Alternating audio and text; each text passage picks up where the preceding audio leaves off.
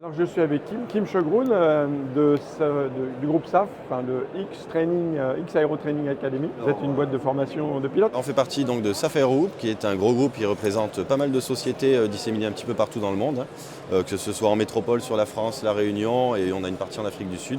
Et nous, on est là sur le salon aujourd'hui pour représenter donc vraiment notre centre de formation, donc X Aero Training Academy, qui est l'ATO qui forme les pilotes. On a plusieurs parties sur ce centre de formation. On a une partie avec des Full Flight Simulator, pour former donc les pilotes, les prorogations de qualification. On peut expliquer peut-être ce que c'est qu'un Full Flight Simulator? C'est un gros simulateur sur des vérins avec un gros dôme, des projecteurs et qui est certifié par la DGAC et l'EASA et qui permet d'avoir des crédits d'heures sur les formations. C'est très avantageux d'avoir ces outils qui nous permettent de former environ 1500 pilotes par an.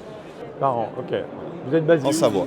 Combien de temps à peu près on met pour se former comme pilote professionnel hélicoptère? Sur les full flight, c'est des pilotes qui sont déjà pros. Sur la partie, on va dire, AB initiaux, les CPL intégrés, c'est entre 18 et 24 mois. Avec les 650 heures de cours théoriques, on a le partenariat avec Mermoz, on donne les cours sur place, avec leur support bien sûr. Et ensuite, les 135 heures de vol qui sont faites sur R22 et R44. Vous ne faites que de l'intégré? Est-ce qu'on peut expliquer ce que c'est la formule intégrée? Donc, l'intégré, c'est vraiment, quelqu'un qui vient, qui n'est pas du tout pilote, qui veut le devenir, c'est-à-dire il vient, il y a une année scolaire complète en gros, et c'est vraiment c'est intégré, il est là en permanence. La différence avec le modulaire, à savoir passer son PPL, faire son mûrissement d'heures pour arriver aux 155 heures au minima, et ensuite le stage CPL pro.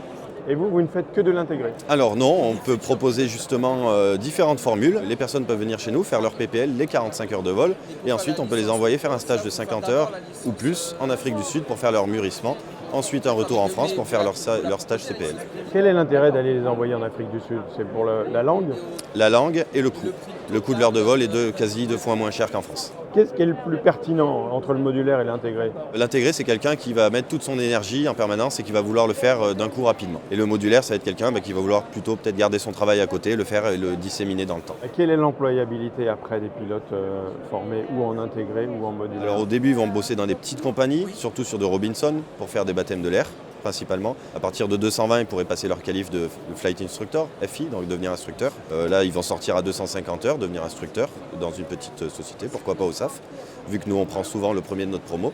Ou alors, ils peuvent augmenter leurs heures en baptême et ensuite partir dans différentes compagnies, comme certains de nos élèves sont partis sur la Côte d'Azur ou à La Réunion, à différents endroits, à partir de 300-400 heures. Est-ce que c'est pas trop dur quand même de trouver le premier job? Il faut s'accrocher, il faut beaucoup de motivation. Mais si on veut devenir pilote d'hélicoptère, je pense qu'on a une certaine motivation et une certaine passion derrière. Combien vous avez de machines dans le groupe? Dans notre groupe, on a plus de 160 machines en tout. Combien de machines dédiées à l'instruction? Et pour nos formations ATO, on peut s'appuyer évidemment sur toutes les machines qu'on a au sein du groupe, à savoir de l'écureuil, du 109, du 135, du 145, etc. Alors votre présence sur le salon, c'est pour trouver des futurs pilotes d'hélicoptère? C'est surtout pour créer des vocations, parce que le monde de l'hélicoptère est encore un petit peu mystifié, j'ai envie de dire. Les gens pensent que c'est un peu inaccessible, que c'est difficile, que c'est plus cher que l'avion. Alors qu'au final, à comparaison, nombre d'heures égales, ça revient un peu environ au même coût. Qu'est-ce que vous pourriez donner comme conseil à un jeune qui se pose des questions de savoir s'il veut devenir pilote d'hélicoptère ou pas? De faire un vol d'initiation chez nous ou chez l'un de nos concurrents présents sur le salon et d'essayer.